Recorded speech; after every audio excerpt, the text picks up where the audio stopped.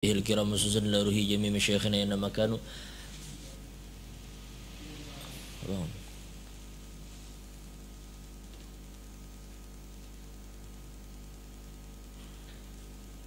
ثم خصوصا لروحي جميع مشايخنا أينما كانوا. ثم خصوصا لروح مؤلف هذا الكتاب أن الله يتغشاهم بالرحمة والمغفرة عليهم بركاتهم وأسرارهم وأنوارهم علومهم ونفحاتهم في الدين والدنيا والآخرة.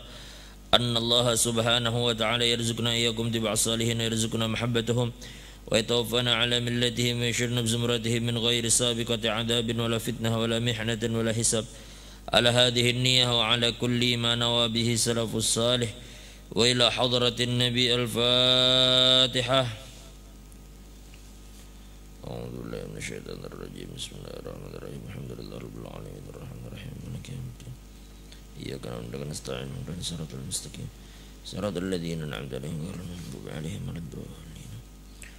بسم الله الرحمن الرحيم. الحمد لله رب العالمين والصلاة والسلام على أشرف الأنبياء والمرسلين سيدنا وحبيبنا وشفينا ومولانا محمد وعلى آله وصحبه أجمعين. قالوا سبحانك لا علم لنا إلا ما علمتنا إنك أنت العليم الحكيم. ولا حول ولا قوة إلا بالله العلي العظيم. رب اشرح لي صدري ويسر لي أمري واحلل عقدة من لساني يفقهوا قولي. وقال المؤلف رحمه الله تعالى ونفعنا به وبعلومه في الدارين آمين.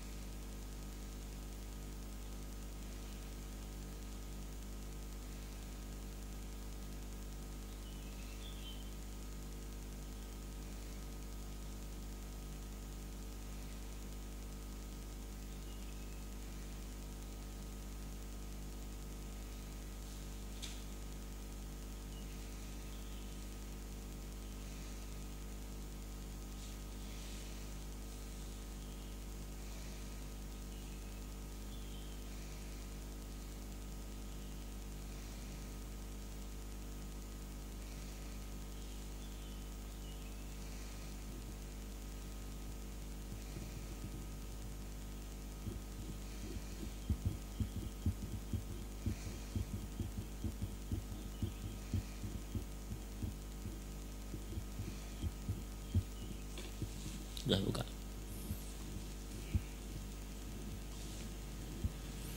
Ada kerja. Bismillahirrahmanirrahim. Alhamdulillah rabbil alamin. Wassalatu wassalamu ala asyrafil mursalin sayyidina wa habibina wa syafi'ina wa maulana Muhammadin wa ala alihi wa sahbihi ajma'in. Qalu subhanaka la ilma lana illa ma 'allamtana innaka antal alimul hakim. Wala hawla wala quwwata illa billahil aliyyil azim. Rabbi shrah li sadri ويسر لي أمري واحلل عقدة من لساني يفقهوا قولي. وقال المؤلف رحمه الله تعالى ونفعنا به وبعلومه في الدارين آمين.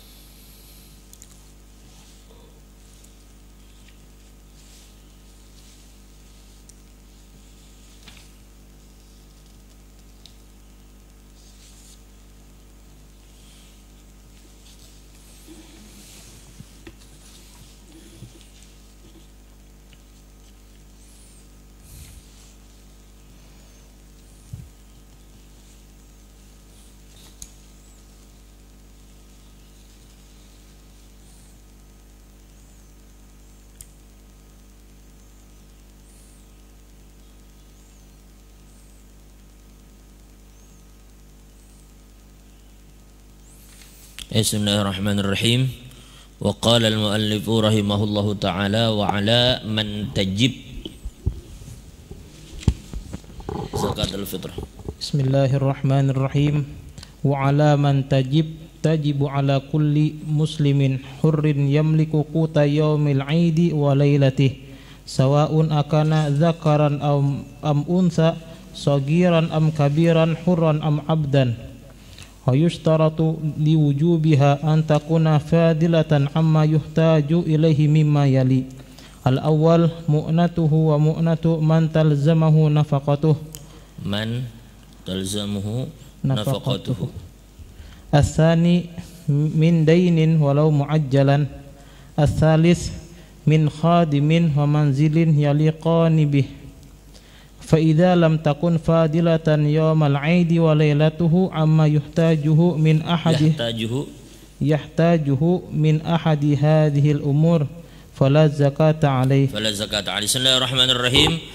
Wa qala al-muallif rahimahullahu taala wa ala man tajib dan siapa yang mendapatkan kewajiban untuk berzakat fitrah itu. Sekarang kita bahas tentang siapa saja orang yang wajib untuk membayar zakat fitrah. Jadi yang pertama, kewajiban itu berlaku dikatakan di sini tajibu ala kulli muslimin, yaitu wajib zakat itu zakat fitrah itu wajib dibayar atas orang Islam. Jadi kewajiban yang pertama dibebankan kepada orang Islam, jelas kepada orang Islam. Tetapi orang yang kada Islam bang dituntut lainnya berzakat saat ini. Kalau lainnya hendak berzakat tentu zakatnya kada sah. Tapi kalau lainnya hendak berbagi ya berbagi saja. Cuma apakah itu dianggap zakat? Kada. Karena zakat tidak diterima. Karena dikatakan oleh Nabi zakatul fitr tuhratun lis-shaim minal lagwi war rafas. Ujar Nabi, zakat fitrah itu adalah pembersih bagi orang yang berpuasa dari segala macam hal yang sia-sia.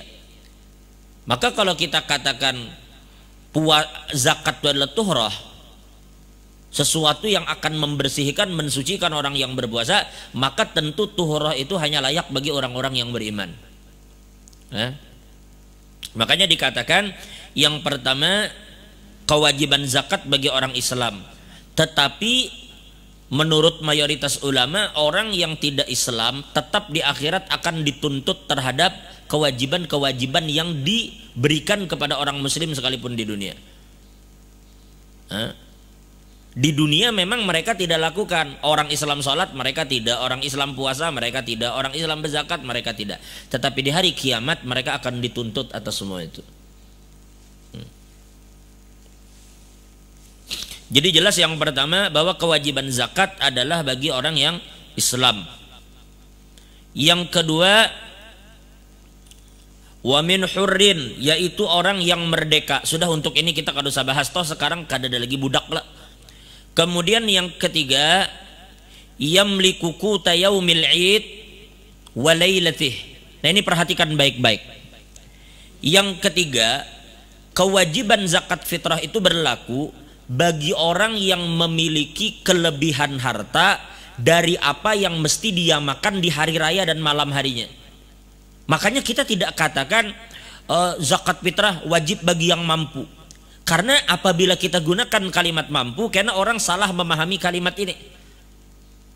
Makanya ulama kemudian mempertegas kewajiban zakat itu berlaku ketika orang itu memiliki makanan untuk dia makan di hari raya dan di malam harinya. Seumpama nih hari raya misalnya hari Minggu. Nah mulai hari Minggu seharian itu sampai malam ada makanan baginya. Ada makanannya. Ada sesuatu yang bisa dimakan. Maka apa yang lebih dari itu? Misalnya kita punya beras katakan 7 kilo. Cuma 7 kilo beras. Sekarang zakat fitrah berapa? Kita kada bicara zakat dulu. Kita bicara kebutuhannya untuk makan hari raya dan di malam harinya. Sekarang ada berapa orang di rumah? Katakan di rumahnya ada 4 orang. Suami, istri, anak 2. Suami, istri, anak 2. Siapa yang bisa memasak? Sehari itu biasa berapa tap masak, Tat? Hah? Anggap semuk, kah? Semuk itu berapa takarannya? Yang jelas semuk itu kurang daripada semut. Semuk itu berapa, men? Muk susu. Berapa semuk tuh? Kah? Muk susu kita tuh. Bila 4 muk tuh sekilo kah? Biasanya 4 muk sekitar, ya berarti anggap itu seperempat kilo kan? Berapa muk sehari biasanya, Tat? 2 muk sehari. Berapa orang biasanya tuh? Berempat 2 muk katakan sehari. Nah 2 muk tuh kan berarti setengah kilo gitu sehari. Berarti setengah kilo balas cukup aja seharian sampai malam kala. Berarti dari 7 kilo itu yang bakal terpakai setengah kilo aja kalau. Berarti masih ada lebihan 6,5 kilo. Nah andai kata di rumah ada beberapa orang yang wajib dizakatkan, wajib keluarkan zakat dari itu maksudnya. Masalah harta lain, kada ada duit itu urusan kena. Pokoknya ada kada dulu objek yang dizakatkan. Objek yang dizakatkan. Tadi kita katakan salah satunya adalah beras kan. Ternyata beras yang kita bisa makan untuk hari raya dan di malam harinya ada, ya sudah lebihannya zakatkan. Nah itu yang dimaksud dengan orang yang yamliku kutayaumil id wa lailatih, yaitu orang yang memiliki makanan untuk dimakan di hari raya dan di malam harinya. Nah berapa lebihan dari itu zakatkan. Tapinya miskin, sekalipun miskin. Karena kita kembali lagi cahaya, karena salah satu fungsi daripada zakat itu mensucikan diri masalahnya. Ini kita kalau zakat mal mensucikan harta kita, nah ini mensucikan diri kita. Makanya sebagian ulama katakan ini namanya zakatul ru'us. Ada yang sebut zakatul badan. Karena mensucikan kita. Jelas ini kira-kira lah. Lalu ada yang bertanya, kalau kayak itu jadi seminggu ke depan aku makan apa kena? Minggu muka mau dihabisi minggu muka aku makan apa? Nah Imam Ghazali katakan ini salah satu pelajaran yang diberikan kepada orang-orang beriman, bahwa kita jangan memikirkan sesuatu apa yang kita bisa makan di hari yang kita belum tentu hidup di situ gitu. Kan kita mikirkan sesuatu apa yang aku makan minggu depan. Jangan minggu depan, 3 hari ke muka aja kita belum tentu hidup. Maksud Imam Ghazali itu. Artinya Imam Ghazali, aku heran. Maksud Imam Ghazali itu, ujar Sidin, aku heran dengan orang yang terlalu bersemangat di masa muda.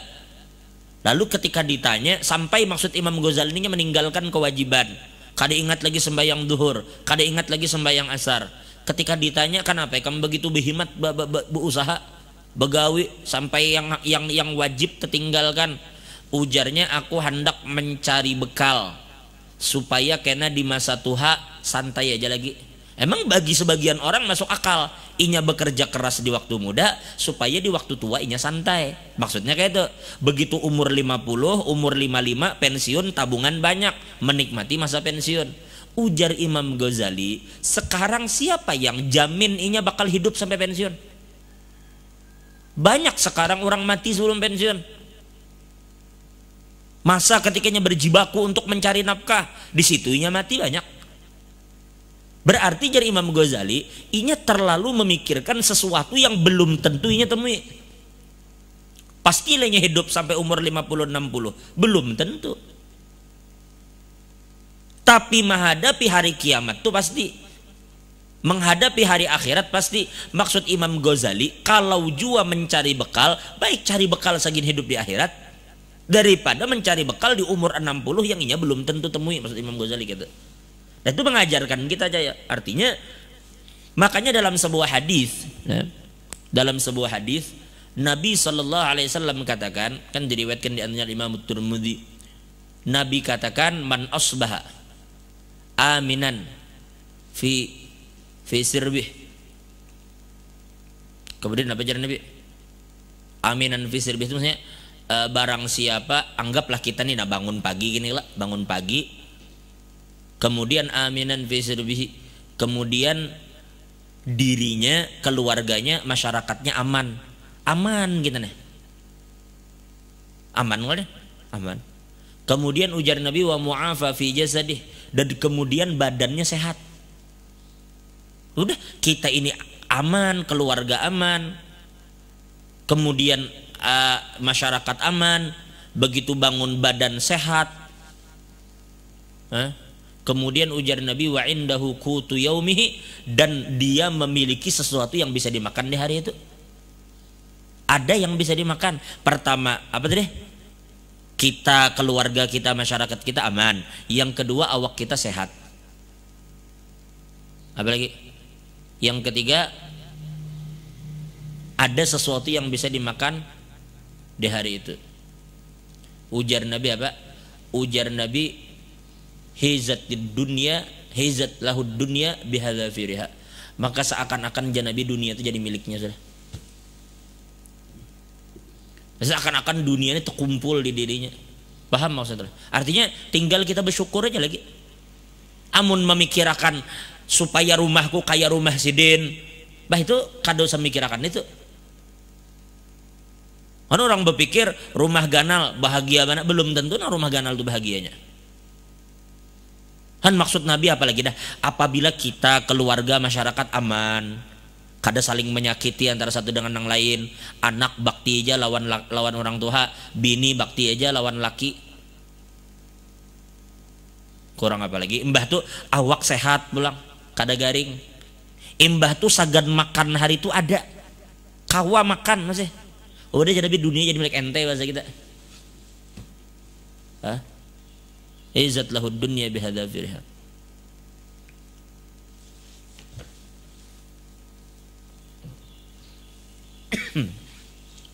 Nah itulah, jadi yang ketiga, orang yang memiliki lebihan makanan untuk dimakan di siang, di hari raya dan malam harinya.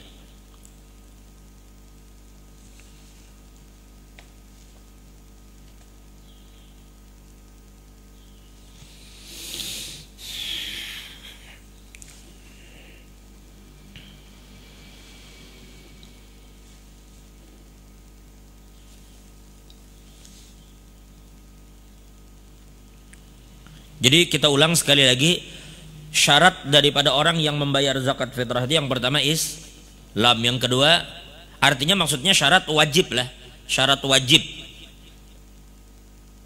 Syarat wajib berarti kalau terkumpul syarat ini wajib ini bayar zakat. Kalau kurang satu berartinya kada wajib, tapi punya hendak bayar aja. Ya ini kita katakan tadi. Karena lihat yang ketiga, lihat yang keempat. Jadi yang pertama Islam, yang kedua ini merdeka, yang ketiga memiliki kelebihan makanan dari apa yang mesti dimakan di hari raya dan di malam harinya. Ada lebihan, zakatkan. Yang keempat ya kita kemarin katakan, bi idraki juz'in min Ramadan wa juz'in min Syawal.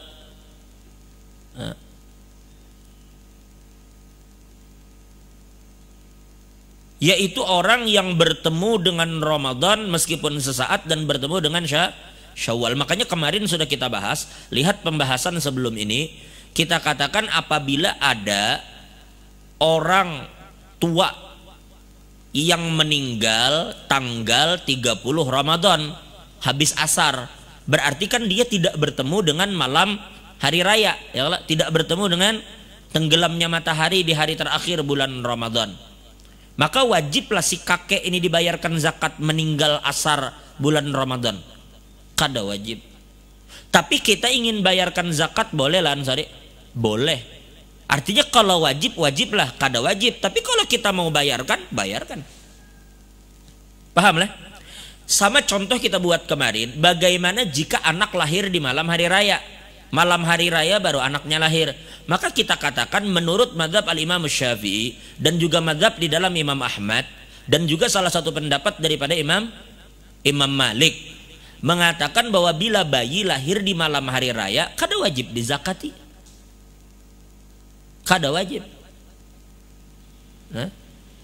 Tapi andai kata orang tuanya tetap membayarkan anak, boleh lah, boleh, kada ada masalah. Dan itu justru lebih bagus, karena Imam Abu Hanifah mengatakan bila anak lahir malam hari raya wajib dizakati menurut Imam Abu Hanifah, karena Abu Hanifah mengatakan waktu wajib itu adalah subuh di hari raya. Berarti yang bagus bagi kita keluarkan memang, sekalipun di dalam mazhab kita dan mazhab Imam Ahmad katakan tidak wajib. Cuma yang bagus keluarkan aja. Sama seperti kita katakan kemarin janin. Ketika ada orang hamil di malam hari raya dan kehamilannya itu sudah di atas 4 bulan, di atas 120 hari. Maka Imam Ahmad katakan dianjurkan bagi orang hamil yang kehamilannya di atas 120 hari untuk mengeluarkan zakat atas janin itu. Wajiblah. Kada wajib menurut mayoritas ulama. Makanya Ibnul Mundir katakan dah ulama ijma kada wajib. Itu dinukil oleh Imam Asy-Syaukani dalam Nailul Autar. Artinya kada wajib. Imam Hanafi katakan kada wajib, Imam Malik katakan kada wajib, Imam Syafi'i katakan kada wajib, Imam Ahmad katakan kada wajib. Tapi Imam Ahmad menganjurkan. Kenapa? Karena Sayyidina Utsman bin Affan beliau menyuruh supaya anak yang berada dalam janin itu dikeluarkan zakatnya. Cuma itu ibarat bahasa kita dianjurkan saja, kada wajib. Nah ini maksudnya wajib lah, kada wajib, tapi boleh lah, ya boleh, kada masalah. Paham itulah? Nah berarti kalau orang tidak Islam kada wajib zakat. Kemudian inya kada merdekanya budak kada wajib zakat. Kemudian yang ketiga inya tidak memiliki makanan, memang kada punya apa-apa, kada wajib zakat. Yang ketiga bila tidak bertemu dengan sesaat dari Ramadan atau Syawal, inya pun kada wajib zakat. Sudah penjelasan tentang ini sudah kita bahas kemarin. Selesai masalah itu kira-kira lah. Kada ada yang ditanyakan tentang syarat lah. Cukup kan? Nah sekarang kita bicara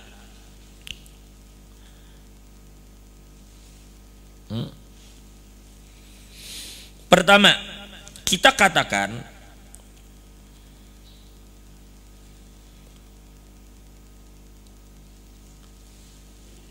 seandainya seseorang punya lebihan dari apa yang dimakan untuk besok dan malam.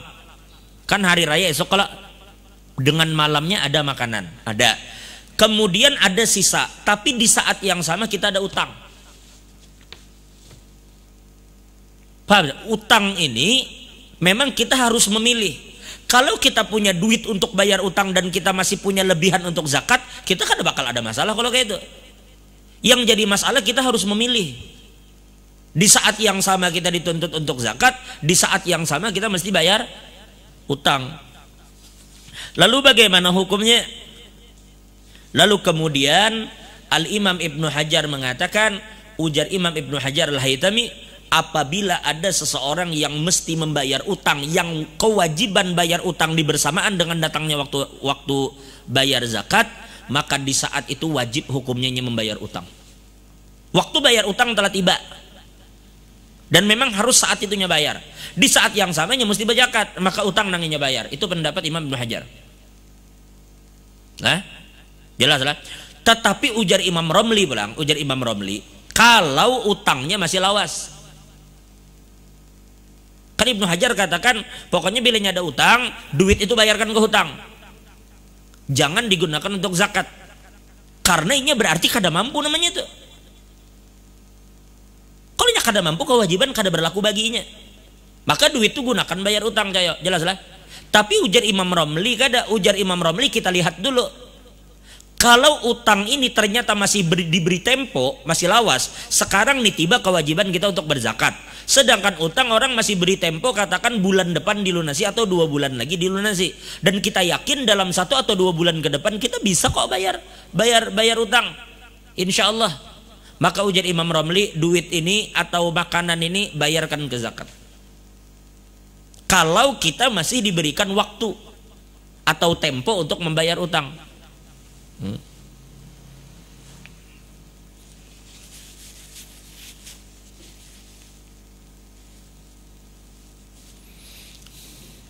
Tapi kalau memang utangnya harus saat itulah, utangnya harus saat itu, dan memang satu-satunya harta cuma itu, bayar utang kah bayar zakat? Bayar utang kah bayar zakat? Hah? Bayar utang. Pendapat Ibnu Hajar ini didukung oleh Syekh Zakaria Al-Ansari. Kemudian Al-Imam Ibnu Ruslan juga mengikuti pendapat Ibnu Hajar, cenderung kepada pendapat Ibnu Hajar ini. Begitu juga Ibnu Nagib dan Ibnu Luwardi. Mereka katakan ikuti pendapat Ibnu Hajar. Ya sependapat dengan Ibnu Hajar. Tetapi Imam Romli katakan tadi bilanya masih. Jadi meskipun ada tempo lah, Ibnu Hajar tetap katakan bayarkan utang. Meskipun baru akan dibayar 2 minggu 3 minggu ke depan, tetap bayarkan utang oleh Ibnu Hajar. Tapi kalau Romli kan, tapi kalau memang sempit, tidak ada pilihan lain, ya ulama sepakati bayarkan utang. Tapi kalau masih ada tempo, kita katakan masih ada diberi tempo sebulan lagi, Ibnu Hajar tetap bayarkan hutang. Begitu Khatib begitu juga Pak Zakaria Al-Ansari, kemudian Ibnu Nagib, kemudian Ibnu Ruslan, Ibnu Luwardi, mereka katakan bayarkan utang. Tetapi ujar Imam Romli kada, bila masih ada tempo bayarkan saja zakat. Nah, begitu juga ujar Khatib Syarbain dalam Mughni. Ujar Khatib Syarbain, bilanya masih ada tempo bayarkan aja zakat. Karena adalah perkataan Imam Malik, ujar Imam Malik, apabila orang bisa berutang, ini nih Imam Malik lah, tapi pendapat Imam Maliknya lah. Pendapat Imam Malik pribadi, ujar Imam Malik, apabila orang bisa berutang di malam hari raya untuk bayar zakat, inya bisa berutang dan inya yakin bisa membayar berutang, jadi Imam Malik.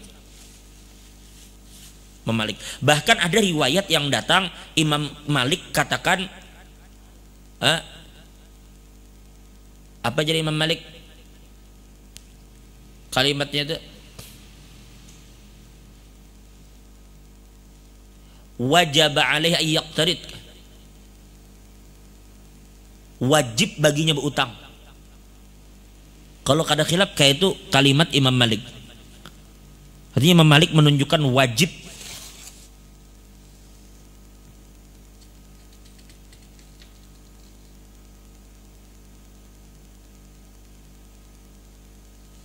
Oh ya, dikatakanlah. Oh begitu juga Malikiyah, hampir rata-rata pendapat dalam mazhab Malik. Innahu idza kana bi istita'ati ay yaqtaridha wa huwa yarjul qada la wajaba alaihi ay yaqtaridha wa idza kana la yarjul qada fala yajibu alaihi. Apabila ia mampu kira-kira untuk membayar utang itu, makanya berutang. Tapi apabila ia kada bakal mampu bayar utang, jangan berutang. Itu pendapat dalam mazhab Malik. Nah makanya kita katakan apabila memang jatuhnya utang ini masih bisa dibayar sebulan 2 bulan ke depan dan ada duit untuk bayar zakat, ujar ulama bayar aja zakat, ujar Imam Ramli. Sudah, artinya itu bukan hal yang untuk diperdebatkan.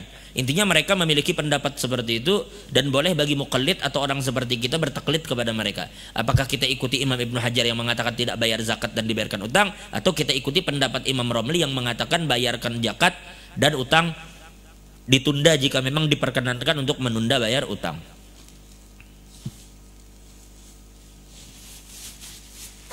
Artinya masalah ini luas saja tuh, kada usah terlalu repot kita.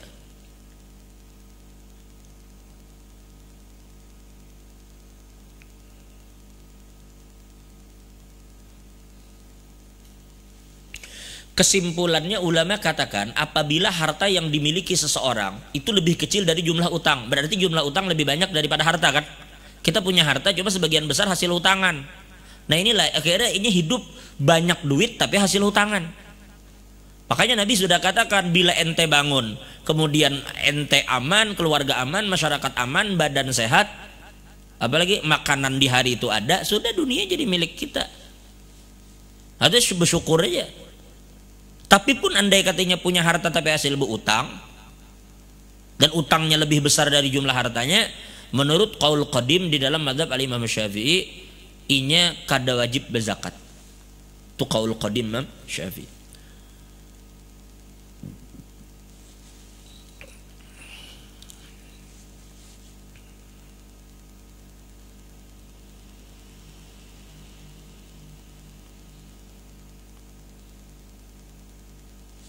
Tapi qaul jadid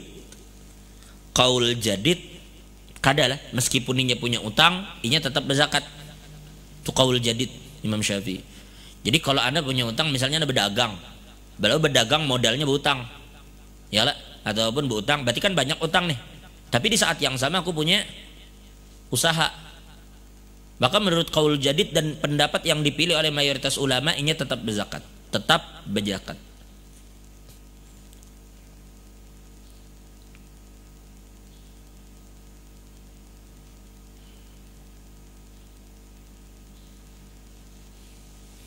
Ada juga ulama yang mentafsil.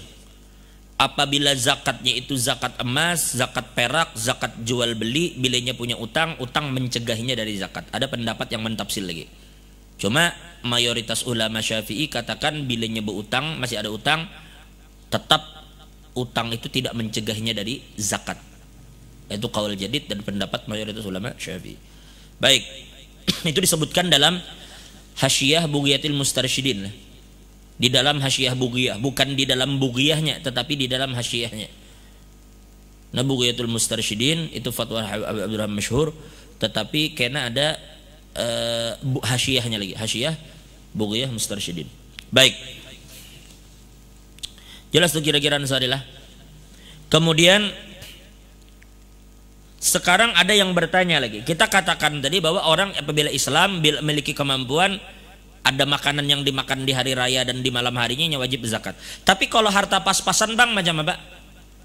Apabila harta itu pas-pasan, maka yang ente dahulukan ente dulu bayar zakat. Misalnya aku, biniku, anakku, siapa yang duluan dizakatkan? Ya kita. Bukan anak, bukan bini, kita duluan. Karena dalam sebuah hadis yang sahih diriwayatkan Imam Bukhari Muslim, Nabi SAW bersabda, ibda binafsika tsumma biman ta'ul. Ujar Nabi, mulailah dari dirimu, kemudian orang yang menjadi tanggungan kamu. Jadi kita dulu bayar zakat, baru orang yang jadi tanggungan kita. Nah, pertanyaan selanjutnya Cahyo, siapa orang yang berada dalam tanggungan yang kita bayarkan zakat mereka? Artinya zakat mereka berada dalam tanggungan kita. Siapa dia? Ya jelas diri kita tuh jangan ditanya. Kalau kita ya pasti. Yang kedua adalah istri kita. Istri kita. Dengan catatan ujar ulama, istri ini bukan istri yang durhaka. Kalau istri ini durhaka kepada suaminya, jangankan zakatnya, nafkahnya kada wajib diberi. Bila istri wani lawan laki durhaka, keluar rumah kada bepadah ke sana kemari, menginap pada kawan kada bepadah, umpama laki bepender dilawan dan segala macam, berarti bini ini berani lawan lakinya. Nah, perkataan suami dibantah, aib laki dibuka dan segala macam. Apabila perempuan itu durhaka kepada suaminya, jangankan zakatnya, nafkahnya pun suami tidak wajib untuk memberi, apalagi zakatnya. Jelas kira-kira lah. Baik. Jadi istri yang taat kepada suami, maka nafkah dan zakat istri tadi suami yang bayar. Tetapi sebagian ulama mutaakhirin dari mazhab Imam Ahmad, cuma secara umum dalam mazhab Imam Ahmad sama, istri itu masuk tanggung jawab laki. Cuma ada sementara mutaakhirin seperti ulama-ulama di Saudi, mereka katakan bahwa istri mesti membayar zakat sendiri. Mereka katakan begitu. Ya maksudnya kalau bini hendak laki membayar ya kada masalah, tapi maksudnya bini itu pada dasarnya kewajiban itu ada di dirinya, bukan di lakinya. Kenapa? Karena mereka ini masuk dalam hadis Nabi yang Nabi katakan secara umum, dikatakan oleh Abdullah bin Umar, farrada Rasulullah SAW zakat al-fitri sa'an minasyair. Lalu di situ dikatakan minal unsa wa dzakar, baik perempuan atau laki-laki. Lah, berarti masuk di kalimat perempuan. Bilanya Islam bayar zakat. Berarti kewajiban itu sebenarnya dibebankan kepada dirinya. Tapi pendapat jumhur ulama, pendapat mayoritas ulama katakan dia berada dalam tanggung jawab laki. Jadi laki yang membayarkan zakat. Jelas ini kira-kira? Tapi kalau istri saya misalnya di kota A, saya di kota B bekerja, itu kena kita bahas. Bagaimana jika suami dan istri terpisah? Karena misalnya suami atau istrinya sedang bekerja, lalu terpisah kota, ketika kewajiban zakat tiba mereka kota berbeda, kan kewajiban zakat ada di tangan laki nih. Nah, di mananya membayarkan zakat? Nah, ini karena kita akan bahas. Tapi untuk saat ini, jadi yang pertama yang dizakatkan diri kita sendiri. Yang kedua istri kita selama dia taat kepada suami. Setelah ini kita akan bahas bagaimana kalau kayak apa kalau istri itu ditalak. Kalau orang mentalak istrinya, ulama katakan kalau dia mentalak istri tetapi talaknya talak raj'i. Talak raj'i itu talak yang suami itu masih bisa merujuk. Talak raj'i itu kayak apa? Sorry. Talak raj'i itu adalah talak 1 atau talak 2. Talak bininya, ku talak 1 aja, talak 2. Bisakah dia dirujuk? Bisa. Nah, lalunya berada dalam masa iddahnya. Nah, perempuan yang macam ini dibayarkan zakatnya. Jelas lah? Dibayarkan zakat. Kecuali inya berada dalam talak bain namanya. Talak bain itu ada 2, ada bainunatus sughra, ada bainunatul kubra. Nah, bainunatus sughra itu seperti ada seorang laki-laki menikahi perempuan, lalu perempuan yang dinikahinya itu meminta cerai, bebiniannya yang minta. Biniannya minta cerai tapi biiwat dengan adanya imbalan. Tolong jar pian lepaskan ulun karena ulun bayar misalnya pian 500 atau 1 juta. Lalu laki mengiyakan. Itu namanya khulu. Khulu. Itu bukan sistem talak, itu sistem khulu. Tolong pian lepaskan ulun bari pian 1 juta. Kan talak laki yang mana lah. Kamu talak 1 talak. Tapi ini bini minta. Tapi diberi imbalan. Pian jar kalau mau mencerai ulun bari 1 juta. Atau ulun beri ini. Jadi laki ya sudah kalau begitu. Kau lepaskan nih kam. Dengan adanya imbalan. Nah tuh khulu. Bila terlepas macam itu maka bilenya kada kawal lagi dirujuk. Ini mesti kawin dengan nikah yang baru, dengan akad. Atau yang kedua, ketika seorang laki-laki mentalak istri yang belum didukhul. Inya kawin lawan binian, tapi binian itu belum digauli, habis akad belum berhubungan badan, langsung dilepasnya. Ya. Orang-orang semacam ininya langsung lepas. Itu namanya bainunatus sughra. Maka bila hendak kembali perlu adanya akad yang baru. Adapun bainunatul kubra, bainunatul kubra itu adalah orang yang mentalak bini dengan talak 3. Talak 1, kelahi nyesal bebulikan. 3 bulan kemudian cerai pulang. Nyesal pulang, bebulik pulang. Mbah tuh talak 3, jatuh talak 3. Begitu jatuh talak 3, inya kada bisa lagi kawini binian nih. Bila orang mentalak 3 istrinya, maka dia tidak bisa lagi kembali kepada istri itu, terkecuali 1, selesaikan dulu iddah bininya. Iddah selesai, jelas kelak. Yang kedua, istri ini harus kawin dulu dengan lelakian lain. Kawin dulu dengan orang. Setelah selesai iddahnya, kawin dengan orang cukuplah. Kada cukup, harus berhubungan badan laginya dengan lelaki tadi. Udah berhubungan badan, selesai berhubungan badan, lalu lakinya mencerai pulang, lakinya yang baru nih dicerai. Habis dicerai selesaikan pulang iddahnya, barunya bisa kawin. Itu bila talak 3. Nah, orang yang berada dalam talak bain ini, maka tidak wajib bagi suami untuk memberikan zakat atas bininya deh. Kalau talaknya talak bain, kecuali inya ditalak bain tapi hamil. Talak bain, ternyata bininya hamil. Paham lah? Talak bain tapi ternyata hamil. Maka inya mesti membayarkan zakatnya ketika inya hamil mengandung anaknya. Nah, mencerai bini yang hamil apa hukumnya? Istri hamil dicerai apa hukumnya? Pada dasarnya ulama katakan hukum asalnya ya mubah-mubah saja, tidak haram. Yang haram itu ada namanya talak bininya, kan ada talak sunni kan. Talak bini itu maksudnya orang yang mentalak istrinya ketika istrinya haid atau ketika istrinya suci tapi habis didukhul. Paham dukhul lah? Aku kadang mungkin kan mengatakan kalimat yang paham kalau misalnya didukhul, dihubungi, terjadi hubungan badan dari suami istri. Perhatikan nih lelakian, perempuan itu di dalam mazhab kita haram hukumnya ditalak ketika haid.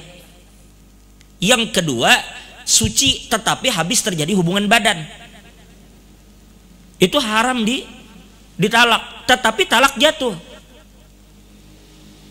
talaknya jatuh tapi haram gitu lah. Kenapa haram? Karena bisa memperpanjang iddahnya. Bisa memperpanjang iddah. Pertanyaannya, kenapa orang yang suci, ini bukan haid, suci, tetapi habis didukhul, haram ditalak. Kenapa? Karena ujar ulama ada kemungkinan orang yang didukhul tadi, perempuan dukhul, ternyata setelah itu hasilnya jadi, lalu hamil, lalu nyesal. Nah, kenapa yang hamil malah kada haram? Karena kalau hamil, ini sudah tahu dan ini bisa berpikir sehat. Ini tahu konsekuensi. Oh, bininya hamil, tapi tetap ini dengan pertimbangan tertentu mentalak. Itu berbeda kasusnya dengan orang yang belum tahu bininya hamil, tetapi sudah didukhul. Maka kemungkinan hamil itu ada. Dadinya karena bisa nyesal. Karena Pak begitunya mentalak, ternyata 2 minggu 3 minggu kemudian terdengar kabar bininya hamil. Nyesalnya, kasihannya lawan bininya. Tapi kalau sudah pasti hamil, orang kan sudah tahu, bisa membaca apa konsekuensinya gitu loh. Alhamdulillah. Makanya mentalak istri yang hamil itu tidak termasuk talak bid'i, tidak termasuk talak sunni.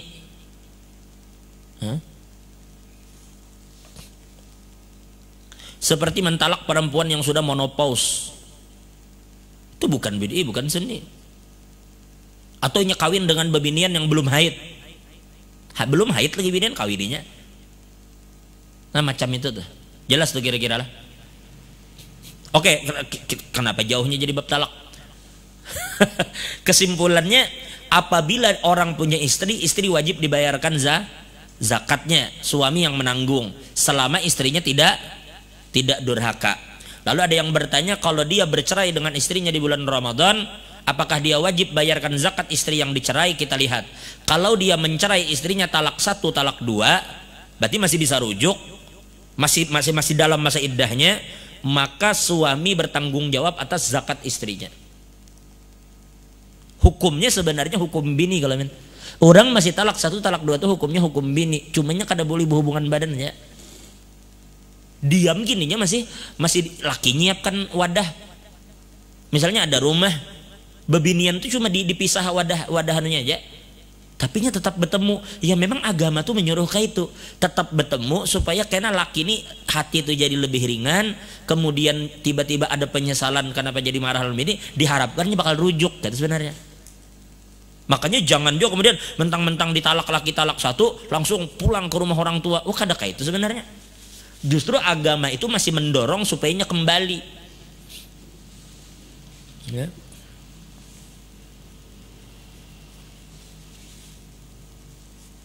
Itu bisa dipahami mungkin kira-kira lah. Amun dipahami secara perlahan, insyaallah paham aja. Jadi istri yang durhaka tidak dizakatkan oleh suami, bahkan nafkahnya pun tidak.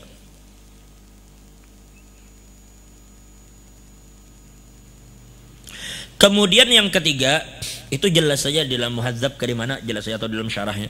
Kemudian yang ketiga, orang yang dibayarkan zakatnya dan kita tanggung adalah pembantu. Nah, pembantu macam apa? Lalu kemudian ulama memberikan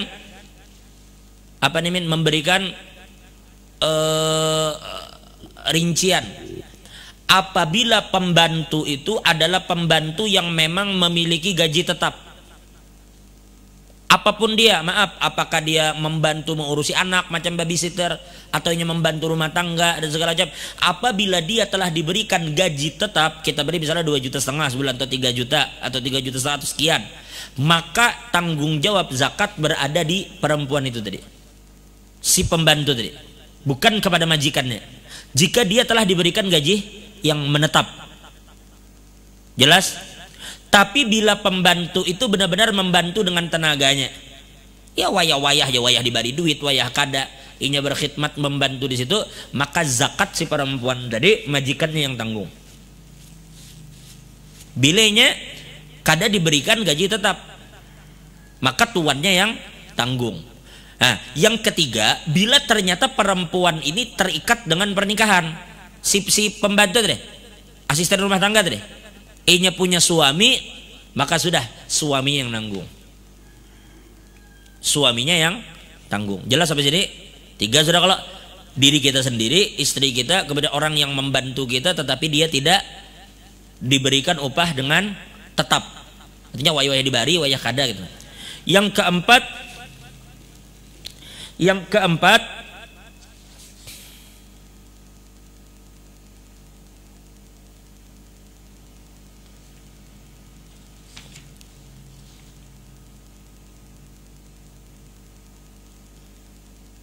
ini dalam Hasyiah Bugiyah disebutkanlah. Kemudian yang keempat adalah anak. Anak ini ulama katakan, sebagian ulama katakan wa in saful, wa in nazal, sekalipun turun ke bawah. Kalau terutama anak kita yang kecil yang tidak memiliki usaha, belum balik, itu jelas orang tua yang tanggung. Tapi ketika anak itu sudah balik dan memiliki usaha, maka anak itu bertanggung jawab atas zakat dirinya sendiri. Karena kita pahami lah, kenapa kita bedakan antara anak yang balik dan berisi usaha dengan yang kada. Kayak ilmu itu Abu Usman sudah balik kayaknya. Belum kalau. Belum balik berarti.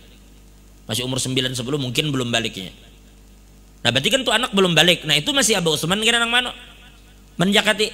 Tapi si Usmannya, kakaknya Usman itu jakat seorang. Karenanya sudah diisi usaha, sudah dewasa. Apa yang kita maksud di sini Cahyo? Maksudnya orang macam istri itu kan tanggung jawab kita tuh, atau anak-anak kecil tanggung jawab. Nah ketika kita bayarkan zakat mereka, mereka suka kada suka, mereka mau kada mau, itu hukumnya sah-sah saja gitu. Tapi berbeda dengan anak yang sudah dewasa tadi. Kita punya anak dewasa, kita membayarkan zakatnya, ulama katakan tidak sah apabila tidak ada izinnya. Karena tanggung jawab zakat itu pada dasarnya ada di tangannya.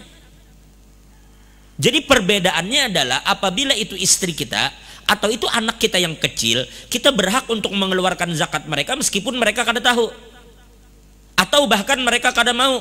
Ujar yang bini, Kak, ulun ini ada aja usaha, ada aja duit, pokoknya zakat ulun jangan dibayarkan, ulun bayar seorang pakai usaha ulun. Tetap suaminya berhak membayarkan zakat. Maksud kita. Tapi kalau anaknya dewasa, anaknya katakan zakat ulun jangan dibayarkan, ulun bayar seorang. Ya sudahnya bayar seorang, kada kawa kita ganggu gugat. Bisa dipahami itulah. Baik.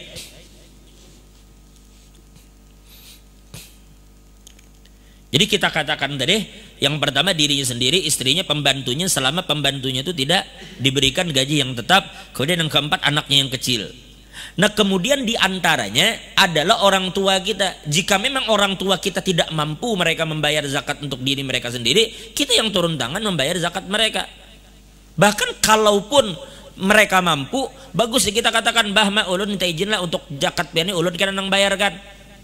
Ulama memang berbeda pendapat.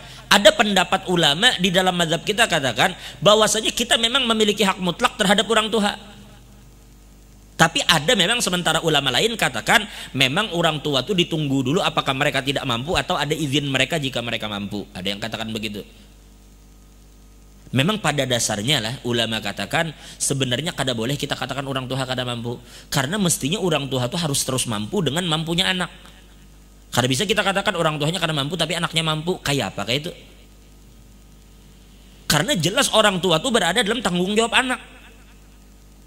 Biar ente sudah kawin, tapi orang tua dalam keadaan kekurangan, itu tanggung jawab anak sebenarnya.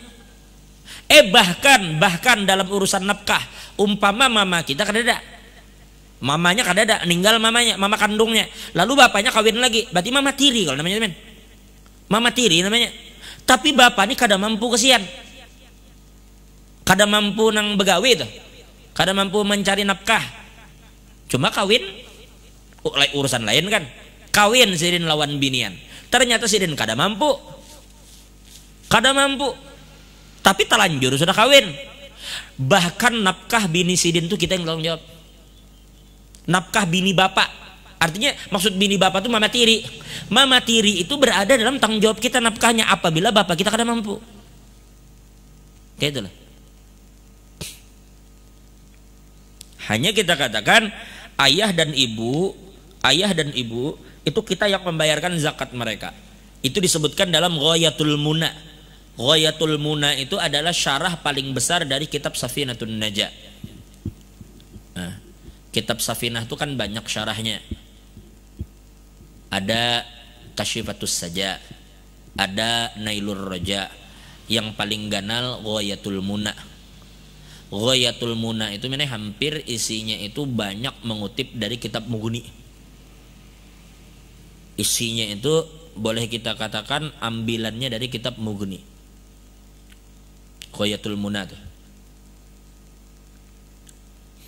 Jelas ya. Nah artinya dalam mazhab kita 6 orang ini tadi, kitanya, istri kita, pembantu kita yang tidak diberikan gaji tetap, anak kita, bapak dan ibu, mereka itu berhak untuk kita bayarkan zakat mereka sekalipun mereka tidak mengizinkan. Terlepas dari yang terakhir, bapak dan ibu lah. Ada juga sebagian ulama katakan menunggu sampai mereka tidak mampu dulu. Tapi biar aja kita cenderung kepada pendapat yang katakan kita aja yang bayarkan zakat mereka. Nah, andai kata duit kita cukup 1, kita bapak hidup, mama hidup, tapi maaflah mereka kada mampu, mereka kada mampu bayar zakat, kita yang bayarkan, tapi kita pun pas-pasan, cuma cukup untuk membayarkan 1 dari mereka. Kita sudah, anak sudah, bini sudah, sekarang ada lebihan, cuma cukup untuk 1 orang. Yang kita bayarkan abah kan mama? Hah? Yang kita bayarkan abah mama?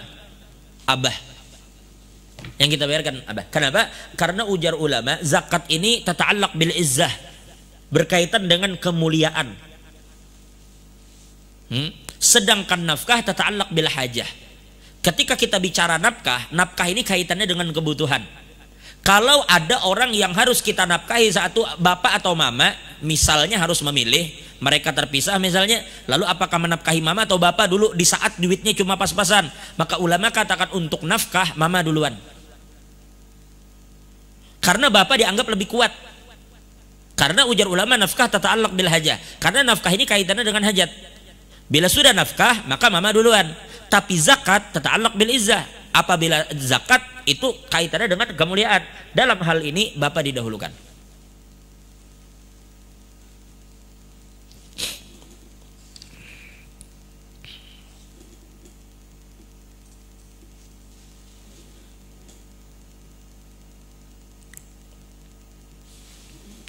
Kita ulang sekali lagi.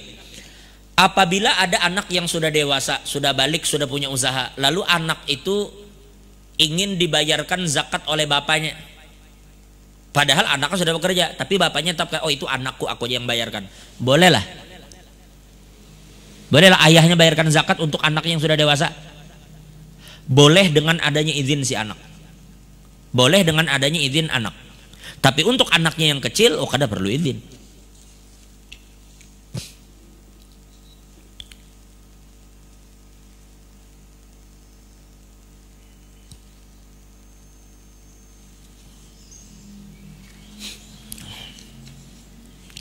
Misal, na'udzubillahi min dzalik, misal ada anak lahir, maaf sekali lagi maaf, misalnya ada anak lahir dari hubungan zina. Terus lahir anaknya. Tanggung jawab ada di tangan siapa Jaya? Zina. Tapi bapaknya jelas. Artinya perempuan ini tidak berhubungan kepada lelaki lain selain dia. Lalu ibunya pun katakan, iya Jar, ini bapaknya si Anu. Kalau kita tes DNA, iya pasti DNA pun mengatakan dan menguatkan itu bapaknya. Tapi ketika kita bicarakan zakatnya, maka ulama katakan zakat berada dalam tanggung jawab mamanya.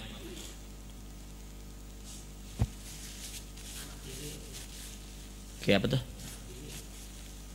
Anak? Ini punya bapak. Amun bapaknya meninggal kan, ini sekarang punya wali kada? Mun ada walinya, karena walinya.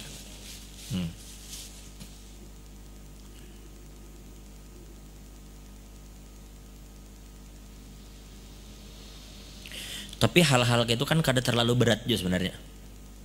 Bagus aja bang bagi kita mano. Jangan mamanya jadi anu kan, dihendaki.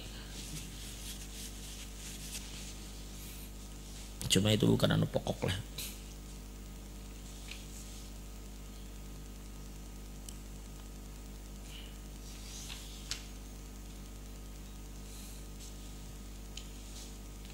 Nah itu berkaitan dengan masalah syarat. Sudah kita bicarakan tadi tentang orang-orang siapa, syaratnya apa, kita anggap cukup. Allah alam bisawab. Kita lanjutkan ya insyaallah dengan masalah, kan kita sudah tadi siapa yang menzakatkan, siapa yang bayar zakat sudah lah. Nah sekarang tinggal kita bicarakan ya insyaallah tentang berapa yang dikeluarkan. Kalau dia makanan pokok berapa, andai kata makan pokok kita konversi jadi duit, boleh atau tidak. Kalau ternyata boleh, berapa pulang. Insyaallah kita akan bicarakan. Wallahu a'lam bishawab.